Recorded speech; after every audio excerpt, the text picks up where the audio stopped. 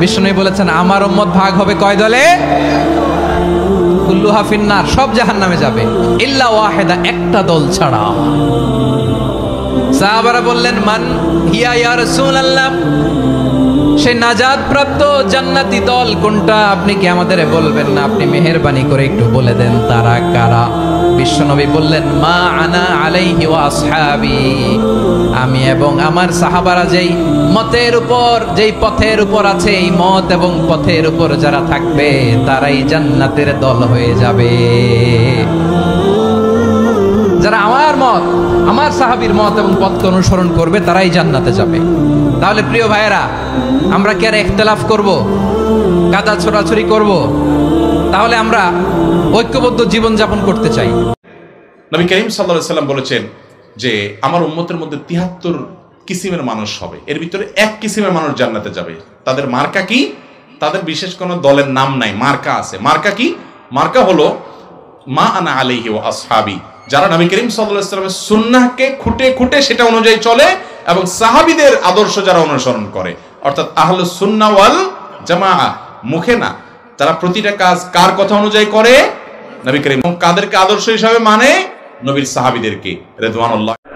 السلفية هي الفرقة الناجية، هم أهل السنة والجماعة، ليست حزبا من الأحزاب التي تسمى الآن أحزابا، وإنما هم جماعة على السنة وعلى الدين، هم أهل السنة والجماعة.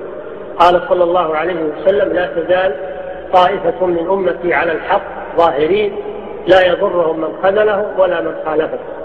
وقال صلى الله عليه وسلم وستفترق هذه الأمة على 73 فرقة كلها في النار إلا واحدة. قالوا من هي يا رسول الله؟ قال من كان على مثل ما أنا عليه اليوم وأصحابي.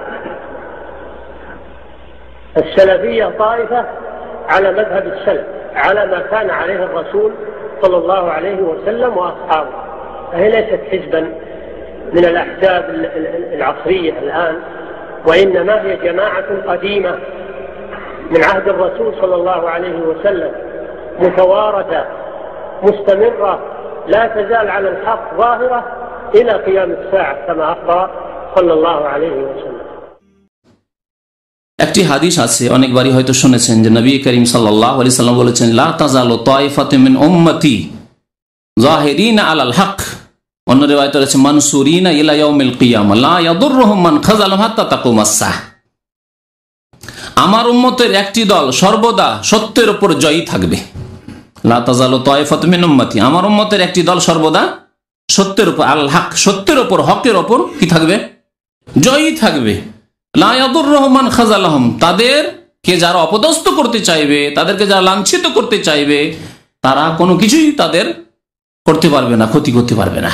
হাত্তা তাকুমাস সাহ, কিয়ামত পর্যন্ত ক্ষতি করতে পারবে না। মানে এই নয় যে তাদেরকে হতাহত করতে পারবে না, তাদের ঘর বাড়ি নষ্ট করতে পারবে না, তাদেরকে মারতে পারবে না, হ্যাঁ, এগুলি অর্থ নয়। এর মানে তাদেরকে বিভ্রান্ত করতে পারবে ইসলাম থেকে, তাদের সহি আকীদা থেকে, তাদের কোরআন সুন্নাহর রাস্তা থেকে তাদেরকে অপসৃত করতে পারবে না। জি, এই অর্থ। যদি বলেন যে না, তাদের ক্ষতি করতে পারবে না, তাদেরকে মারতে পারবে না, তাদেরকে শহীদ করতে পারবে না, তাদের বাড়িঘর জ্বালিয়ে দিতে পারবে না, তো এসব বাস্তবের খেলাফ, মিথ্যা কথা। এইরকম জুলুম অত্যাচার যুগে যুগে সত্যপন্থীদের উপর হয়েছে, হতে পারে। নবী করিম সাল্লাল্লাহু আলাইহি সাল্লামকে নির্বাসিত হইতে হয়েছে মাতৃভূমি ছেড়ে, তাহলে এই সুন্নাত আমাদের সামনে মওজুদ আছে। নবী করিম সাল্লাল্লাহু আলাইহি সাল্লামকে তাইফে আহত হইতে হয়েছে, নবী করিম সাল্লাল্লাহু আলাইহি সাল্লামকে উহুদে দাঁত শহীদ করতে হয়েছে, আহত হইতে হয়েছে, হাজার হাজার সাহাবায়ে কেরামদেরকে শাহাদাত বরণ করতে হয়েছে, হামজা রাদিয়াল্লাহু তাআলা সাইয়্যিদুশ শুহাদা শহীদ হইতে হয়েছে। তাহলে এর মানে এই নয় যে লা ইয়াদুররুহুম মান খাযালাহুম, যারা তাদের অবদস্থ করতে চাইবে তাদের ক্ষতি করতে পারবে না, মানে কোন দুনিয়াবি ক্ষতি করতে পারবে না, ক্ষতি করতে পারবে না। তাদের সবচেয়ে বড় সম্পদ হচ্ছে ঈমান, ঈমান কেড়ে নিতে পারবে না। তাওহীদ, তাদের একত্ব কেড়ে নিতে পারবে না। তাওহীদবাদীদেরকে মুশরিক, কবর পূজারী বানিয়ে দিতে পারবে না। সুন্নাতের অনুসারীদেরকে বিদাতি বানিয়ে দিতে পারবে না। নামাজীদেরকে বেনামাজি বানিয়ে দিতে পারবে না। আল্লাহর দিনের উপর অটল রয়েছে, তাদের এখান থেকে সরাতে পারবে না। পর্দা নাশিনদেরকে বেপরদা করতে পারবে না, রাস্তায় নিয়ে আসতে পারবে না, তাদের মান ইজ্জত নিয়ে ছিনে মেরে খেলা করতে পারবে না। আজকে লেগে আছে সারা পৃথিবীর শয়তানেরা। এক লা তাজালু, এই দলটা থাকবে ধারাবাহিকভাবে মানে আল্লাহ রাসূলের জামানায় থাকবে, সাহাবীদের জামানায় থাকবে, তাবাইনের জামানায় থাকবে, তারপরে প্রজন্ম থাকবে, মানে যেটা জান্নাতি দল, ফেরকায়ে নারজি, মুক্তিপ্রাপ্ত দল, এই দলটা আল্লাহ রাসূলের জামানাও থাকবে, আজকের জামানাও থাকবে, কোনো সময় এই জামাতটা ফাঁকা থাকবে না। ভাই প্রশ্ন করলেন যে মুসলিমদের ৭৩টা দলের মধ্যে কোন দলটা বেহেশতে যাবে। এটা মুহাম্মদ সাল্লাল্লাহু আলাইহি ওয়াসাল্লামের একটা হাদিস আছে তিরমিজিতে। এখানে নবী বলেছেন ইসলামের মধ্যে ৭৩টা দল তৈরি হবে, মাত্র একটা দল যাবে বেহেশতে। সাহাবাগণ জিজ্ঞেস করলেন কোন দলটা? যারা অনুসরণ করবে আমাকে, মানবে আল্লাহ এবং রাসূলকে, অনুসরণ করবে আমাকে আর আমার দৃষ্টান্তকে। আমরা মেনে চলবো কোরআন ও সহিহ হাদিস, অনুসরণ করব নবীর স্টাইল আর সাহাবাগণের স্টাইল। শুধুমাত্র এই দলটা বেহেশতে যাবে। নবী কোনো নাম ধরে বলেননি, বলেছেন দলটার কাজের কথা। যদি আপনি বলেন যে আমি এ বি সি দলে আছি, সেটা দিয়ে বোঝা যাবে না। সেই দলটা যারা আল্লাহ এবং রাসূলকে মেনে চলে আর দল তৈরি করে না। পবিত্র কোরআন বলছে দল তৈরি করো না, আপনি কোরআন মেনে চলবেন। আর কোরআন বলছে সূরা আনার মধ্যে 6:159, যারা দিন সম্পর্কে নানা দল তৈরি করে, হে নবী তাদের দায়িত্ব তোমার নয়। যদি কোরআন এবং সুন্নাহ মেনে চলেন তাহলে দলাদলি করবেন না। তাহলে যারা কোরআন এবং সুন্নাহ মেনে চলে আর দলাদলি করে না তারা বেহেশতে যাবে। বুঝতে পারলেন?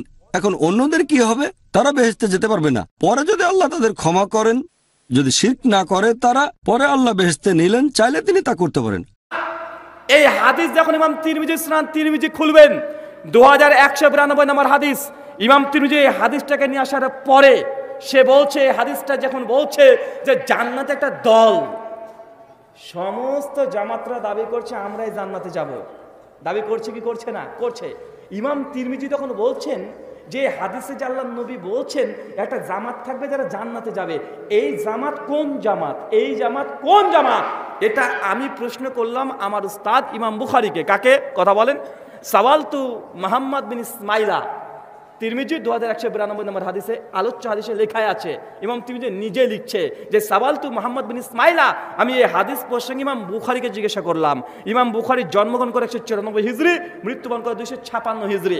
ইমাম বুখারী বলছে যে জান্নাতি দল যে কোন দল, এটা আমি আমার উস্তাদ আলী ইবনুল মাদিনীকে জিজ্ঞাসা করেছি। ইমাম বুখারীর উস্তাদের নাম কি? আলুল হাদিস। ভাই নামগুলো মনে রাখেন। ইমাম বুখারীর উস্তাদের নাম কি?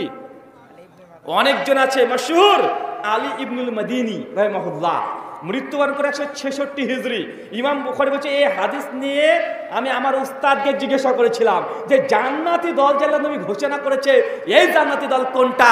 ইমাম বুখারীর উস্তাদ আলী বিন মাদিনী বলছে হুম আহলুল হাদিস, এই জামাত হচ্ছে আহলুল হাদিস। কার কথা বলছে? কথা বলেন। আহলুল হাদিস।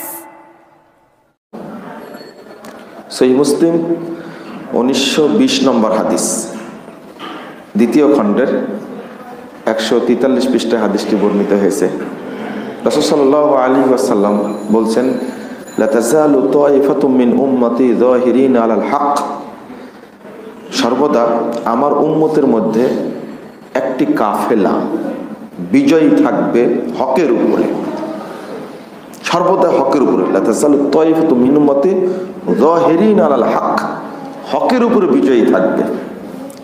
লা ইয়াজুরুহুম মান খাযালাহুম, যারা তাদের বিরোধিতা করবে তারা তাদেরকে কোনো ক্ষতি করতে পারবে না। হাত্তা ইয়াতি আমরুল্লাহ ওয়া হুম কাযালিক, ইতিমধ্যে কিয়ামত চলে আসবে, তারা ওইভাবেই থাকবে। বলুন আলহামদুলিল্লাহ। এই হাদিসটাই মুহাদ্দিসগণ পর্যালোচনা করেছেন, আলোচনা করেছেন। আর একটা আয়াত সূরা আরাফ 181 নম্বর আয়াত, ওয়ামিম্মান খালাকনা উম্মাহ, আল্লাহ বলছেন যত জাতিকে আমি সৃষ্টি করেছি পৃথিবীতে, যত কাফেলা তৈরি করেছি, তার মধ্যে একটা কাফেলা আছে ইয়াহদুনা বিল হক, যারা হক পথে পরিচালিত হয়, ওয়াবিহি ইয়াদিলুন, এবং ওই হককে প্রতিষ্ঠা করার প্রচেষ্টা চালায়, অর্থাৎ হক দ্বারা ইনসাফ প্রতিষ্ঠা করে।